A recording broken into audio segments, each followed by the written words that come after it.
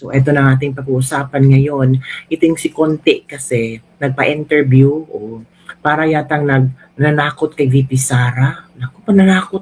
Uy, bakit kayo nanakot kay VP Sara? Uy, kasi si VP Sara nag-announce ang tatakbong presidente. So lahat ng katatatok para takutin yung si VP Sara, para mawala ng ng puwersa, lahat nilang gagawin ninyo, no? Nagsanib puwersa talaga sila lahat kabibig. BBM, si Lenny, friendship na kung ano yung friendship ni BBM at Sara noon, ganun na rin ang friendship ni Lenny at ni BBM ngayon, pa smile, kain suka, di ba? Ngayon, ito yung si Conte. Si Conte na interview mga kabibig tungkol sa pagtakbo ni BP Sara sa 2028. Sige, share ko sa inyo ha. Ito yun wow, very desperate daw si BP Sara. Grabe. Sabi ni Conte, kabibig, kita niyo na ba? Yan ang sabi ni Conte. Wala akong nakita pa na substantial na ambag niya ni VP Sara maliban sa nakikita kong OVP buses. Sana naman kapag boboto yung mga Pilipino, hindi na natin ito iisipin na nausapin ng awa o kaya parang pakwenswelo di bobo o anuman. Hala, grabe si Conte. Pero at least Conte na-appreciate mo yung OVP basis ni VP Sara. Salamat naman if na-appreciate mo yun. Pero nakakatuwa ka lang kasi I think techie, may cellphone ka, pwede mong bisitahin ang OVP fan page, pero hindi mo binisita para makita mo kung ano yung achievement ni VP Sara Duterte. 'Di ba? Yun na nga, yun ang nangyari kay Conte. Wow, hindi pa natin ito iisipin na usapin ng awa o kaya parang pakwenswelo di bobo anuman. Bakit? Gusto mo bang tumakbong presidente Cristina Conte para ikaw na ang papalit kay VP Sara sa 2028? Huwag naman masyadong asyomera, bebe. Hinay-hinay lang. Pero salamat kasi na-appreciate mo yung OVP basis. So it means VP Sara is relevant. VP Sara is visible. Kasi nakita mo kung gaano ka-epektibo ang OVP basis ni VP Inday. Pero try to search, try to find out kung ano pang mga programa ng OVP aside from OVP basis na marami natulungan. Salamat Conte kasi may time ka para makita mo ang trabaho ni VP Sara. Ito pa. Ngayon kabibig, pinag-uusapan ito ngayon na si VP Sara ay pwede maaring mabanggit ang pangalan ni Vice President Sara Duterte sa pagdinig ng kanyang ama na si dating Pangulong Rodrigo Roa Duterte. Itong statement ni Conte ba ay isang pananakot na posibleng ipatawag si VP Sara sa ICC? Kasi she mentioned this thing Ano ba ang interpretasyon ng maraming tao? Posibleng pananakot ito ni Conte kay VP Sara. And do you think VP Sara takot sa ICC? Ilan tarang nga yung sinasabi niya na political maneuver niya alam naman namin niya, ginagagong nyo lang ang mga Pilipino, ang ICC, hindi yan wala yung bayag, di ba? Posibleng mabanggit ang kanyang pangalan. So, pakinggan natin ang opinion ni Conte. Ito siya wow, very magkakaroon ng habol ito.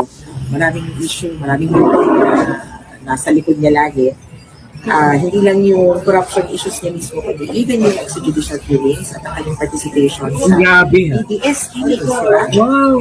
Yung sabi niya, maaari pag mabanggit pangalan niya kung sakasakali sa hearing ng tatay niya. Dahil ang pagkukwentuhan doon ay kung ano ang nangyari sa Davao at kung paano ito naging nationwide. Si Sara Duterte, sa pagitan ng saklaw ng kaso, 2011 hanggang 2019, ay Vice Mayor ng Davao.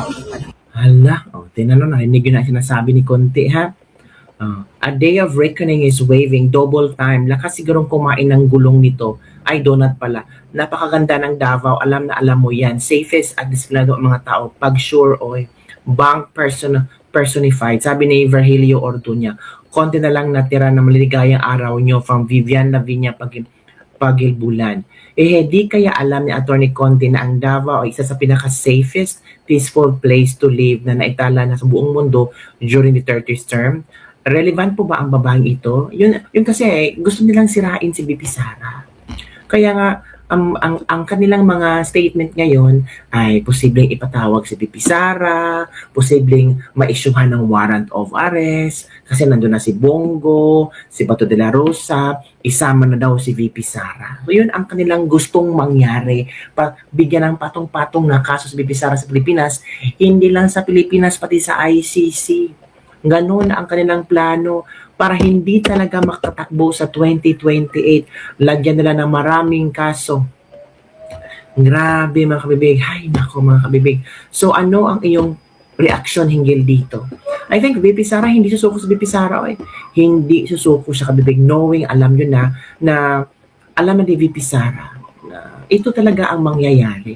And do you think VP Sara luluhod sa inyo, ihingi ng tawad, or aas ng tulong galing kay BBM? Hindi ganon si VP Sara. Sinimulan nyo na, tatapusin niya ni VP Sara. Excuse me lang. Si VP Sara ay yung pinakamatapang na babae na naalala, na-meet na maraming Pilipino. Na hindi talaga siya, hindi siya uurong sa lahat ng away o laban. Ngayon pa, na sobra-sobra na ang nangyari sa kanyang pamilya. Sobra-sobra ng paghihirap ang kanyang naranasan. Ang naranasan ng kanyang pamilya. Ngayon pa siya susuko na malapit na ang 2028. Hindi na takot si VP Sara. O, pakinggan nyo ha. Hindi takot si VP Sara konti. Baka isipin mo konti, si VP Sara takot. Hindi. O ito ha, pakinggan nyo sa kanyang interview kung gaano siya ka tapang ngayon. Ma'am, nung amin pong itong vlog, ang kadalasang comment ng tao, mag-ingat si VP. Kasi alam naman natin, ngayon na talaga nag-finalize na kayo ng decision nyo, sure, sa tingin ng mga Pilipino, sobrang laki ng chance yung manalo. So, dalawa lang yan. It's either i-impeach kayo para hindi na kayo makatakbo, or may gawing masama sa inyo. Hindi po ba kayo natatakot na sa pagsalita nyong ito ay malalagay sa alanganin ng inyong buhay? Hindi na ako takot kasi kasama na yun sa desisyon ko na posibleng gagawin sa akin. In fact, sinabi na nga sa akin noon na meron naman talagang plano na mga ganon.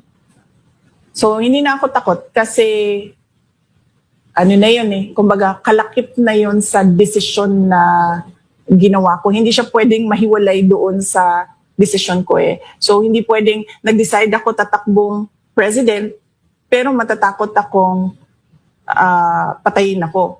Hindi na. So kinalimutan ko na yun. Wala na yan. Yung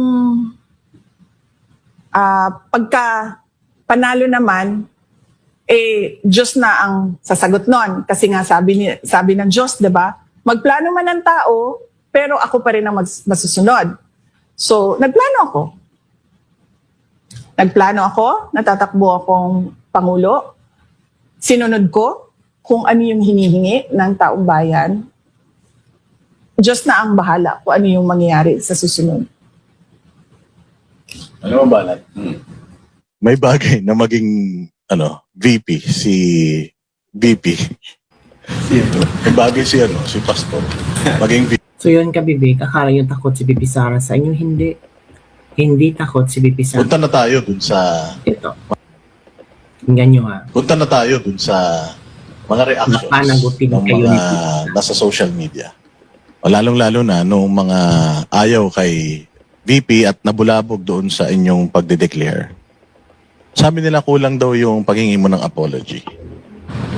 Dapat daw mag-apologize ka doon sa mga remarks mo against the president and yung iba pang mga sinasabi nila na nagawa mo.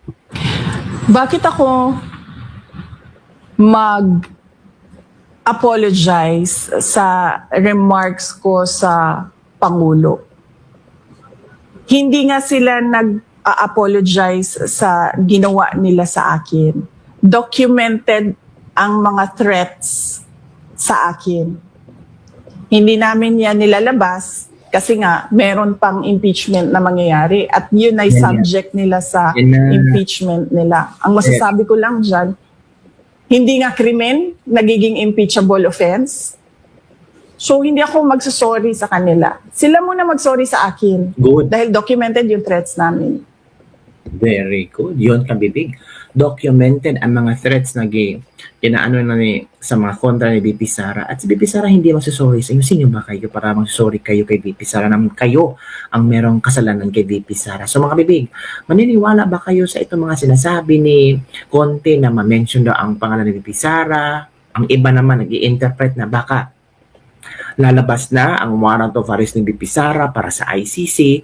Yung iba natatakot para kay VP Sara, pero I'm sure hindi yan isasali si VP Sara. Uy, ano ba naman yan? Halata na talaga masyado na politically motivated lahat ito kung pati si VP Sara ma-arrest warrant sa ICC.